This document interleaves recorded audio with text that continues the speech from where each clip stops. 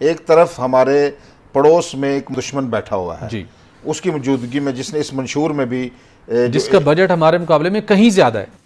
एक बहुत बड़ी खबर वो ये है कि जनाब यूएसए ने एक बिल पास किया है। कांग्रेस लॉ मेकर्स ने बिल पास किया है। चाइना का मीडिया ये कह रहा है कि Tibet policy bill that questions China's claims over reason.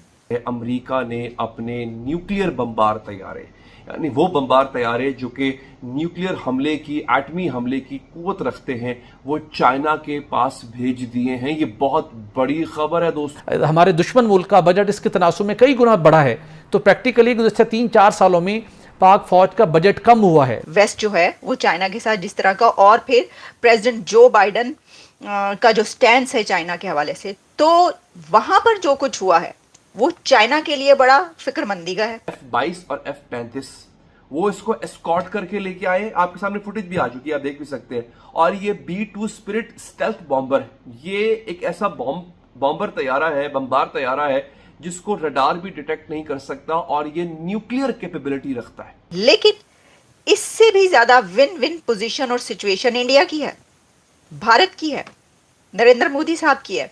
India can manage China independently alone. India is a nuclear capable power. India is a largest arms importer. India has intercontinental ballistic missile. China खुद ये कह रहा है कि ये जो bill pass किया गया है, ये चाइना जो क्लेम करता है तिब्बत पर, उसको क्वेश्चन किया गया। हेलो फ्रेंड्स, जय हिंद। हिंदुस्तान स्पेशल में आपका स्वागत है दोस्तों। अमेरिकी संसद में तिब्बत पर चीनी कब्जे के खिलाफ एक बिल पास किया गया है। इस एक्ट के तहत अमेरिका दुनिया भर में चीन के तिब्बत को लेकर फैलाए गए झूठ का जवाब देगा।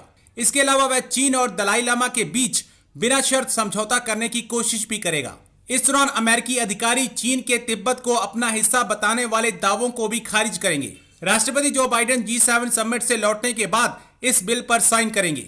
रिजॉल्व तिब्बत एक्ट बिल अमेरिकी संसद के दोनों सदनों में पास हुआ था। इसके बाद तिब्बत के अधिकारी चिकयोंग पेनपा त्सेरिंग ने एक पोस्ट कर अमेरिकी सांसदों का शुक्रिया कहा था। उन्होंने लिखा कि अमेरिकी संसद में पास हुए बिल का स्वागत करता हूं।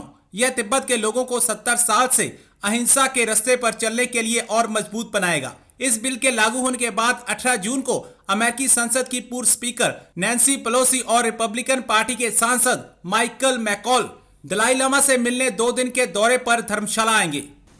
एक बहुत बड़ी खबर जिस पे अब मैं बात करने लगी हूँ, शायद वो वाला मास्टर स्ट्रोक, ये जो मैंने अभी बात की है इससे भी ज्यादा बड़े हूँ, वो ये है कि जनाब यूएसए ने एक बिल पास किया है। कांग्रेस लॉ मेकर्स ने बिल पास किया है, तिब्बत पॉलिसी बिल। और चाइना का मीडिया ये कह रहा है कि Tibet policy bill that questions China's claims over region. तो यूएस कांग्रेस मैंने जो बिल पास किया है, जो कि 300 से ज्यादा लॉ मेकर्स ने उसको सपोर्ट किया है, और कुछ 25-26 ऐसे हैं जिन्होंने उसको उसके अगेंस्ट कहा है, यानी उसको सपोर्ट ना करने वाले हैं ही नहीं, समझे आप। सब ने उसको सपोर्ट किया। और उसमें चाइना खुद ये कह रहा है कि ये जो बिल पास किया गया है, ये चाइना जो क्लेम करता है तिब्बत पर, उसको क्वेश्चन किया गया। तो चाइना के अंदर तो बड़ी एक लहर दौड़ गई है तशवीश की। मोदी साहब वहां पर मौजूद थे, नरेंद्र मोदी वहां पर अगर पहुंचे हैं, और आप जानते हैं कि जॉर्जिया मेलोनी और नरेंद्र मोदी के बीच जो एक बहुत ही ज़बरदस्त दोस्ती, या जो इन दोनों कंट्रीज़ के इस वक्त ताल्लुकात चल रहे हैं, वैसे तो खैर उनके फ्रांस से भी बड़े अच्छे चल रहे हैं, उनके और भी कंट्रीज़ के साथ बहुत अच्छे चल रहे हैं, लेकिन ये बिल जहां प्रेसिडेंट जो बाइडन की विन पोजीशन है, या अमेरिका का स्टैंड है चाइना के ऊपर के, आओ अच्छा तुमने यहाँ पर रशिया के साथ जाकर बैठकर मीटिंग्स करनी है, आपने जो है वो रशिया का साथ देना है, आपने ये जो जंग हो रही है इसके अंदर अमेरिका को के खिलाफ जाना है, या जो भी इस वक्त, और आपने ताइवान को इन्वेड करना है। तो उस सब का जवाब जो है वो यूएसए ने, प्रेसिडेंट जो बाइडन का जो ये वैसे वहाँ उस पर भी सिग्नेचर होने हैं बाइडन के और भी बहुत सारे, लेकिन जो यूएस लॉ मेकर्स ने, कांग्रेसमैन ने जो बिल किया, उस सब का जवाब ये बिल है, चाइना के उन तमाम एक्शंस का जो कि अगेंस्ट यूएसए है। लेकिन इससे भी ज्यादा विन विन पोजीशन और सिचुएशन इंडिया की है, भारत की है, नरेंद्र मोदी साहब की है, कि चाइना, उन्हें कुछ भी नहीं करना पड़ा, और चाइना को कैसा करारा उन्होंने एक जवाब दिया, और सवाल खड़ा हो गया ना अब देखिए तिब्बत का मामला आप जानते हैं, ठीक है, हम एक और प्रोग्राम में इसके ऊपर अलग से भी तिब्बत जो है वो डिस्प्यूट इसके ऊपर बात करेंगे।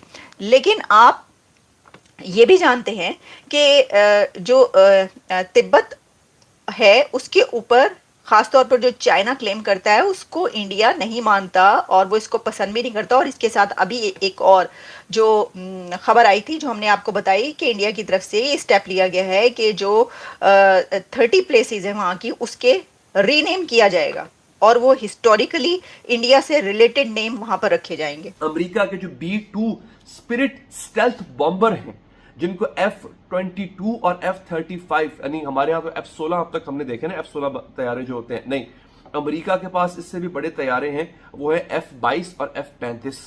वो इसको एस्कॉर्ट करके लेके आए, आपके सामने फुटेज भी आ चुकी है, आप देख भी सकते हैं। और ये B-2 स्पिरिट स्टेल्थ बॉम्बर है, ये एक ऐसा बॉम्बर तैयारा है, बमबार तैयारा है जिसको रडार भी डिटेक्ट नहीं कर सकता और ये न्यूक्लियर कैपेबिलिटी रखता है। ये न्यूक्लियर वॉरहेड्स और न्यूक्लियर पेलोड ले जाने की कैपेबिलिटी रखता है। इसकी शक्ल देख लीजिए, कितनी खौफनाक शक्ल है इस तैयारी की दोस्तों।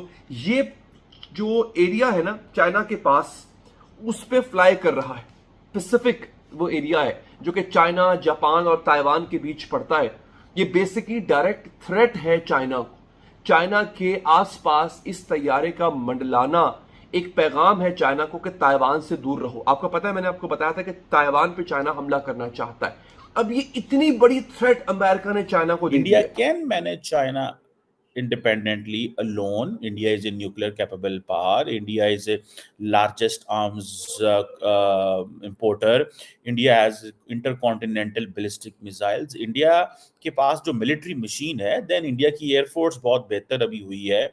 जिस स्पीड से वो पैसे लगाने जा रहे हैं या पैसा लगा रहे हैं, they are going to get so much of their military capability. लेकिन लार्जली जो है ये सारी की सारी जो मिलिट्री कैपेबिलिटी है, अभी वो जिसे कहते हैं ना कि आत्मनिर्भर भारत की बात कर रहे हैं, ये इंडिजिनसली डेवलप नहीं है। लेकिन इंडिया के पास ये मिलिट्री हार्डवेयर आ तो गया, बहुत सारा उन्होंने बहुत सारी जो रिसर्च एंड डेवलपमेंट खुद की हुई है। कुछ उनको हालात को देख के बहुत सारी चीज़ें जो है वो इमीडिएटली इंपोर्ट करनी पड़ी, जिसमें राफेल हों, जिसमें S-400 हों, ड्रोन्स हों और बहुत सारा इक्विपमेंट है जो उनको इंपोर्ट करना पड़ रहा है। लेकिन द क्वेश्चन इज कि क्या क्वाड अलायंस जो है, will it make such kind of propositions, will it offer so much to India कि इंडिया विल जॉइन इट, और India at the moment is looking कि जी हाँ हम इंडिपेंडेंटली ठीक है और हम किसी मिलिट्री अलायंस का हिस्सा नहीं बनेंगे। लेकिन दुनिया का ये कहना है कि इंडिया की जो डिप्लोमेटिक एंड मिलिट्री ऑप्शंस हैं क्या होंगी ताइवान कॉन्फ्लिक्ट के अंदर, in case there is a conflict in the region. So that's where the world is looking कि इंडिया हमें कैसे सपोर्ट करता है।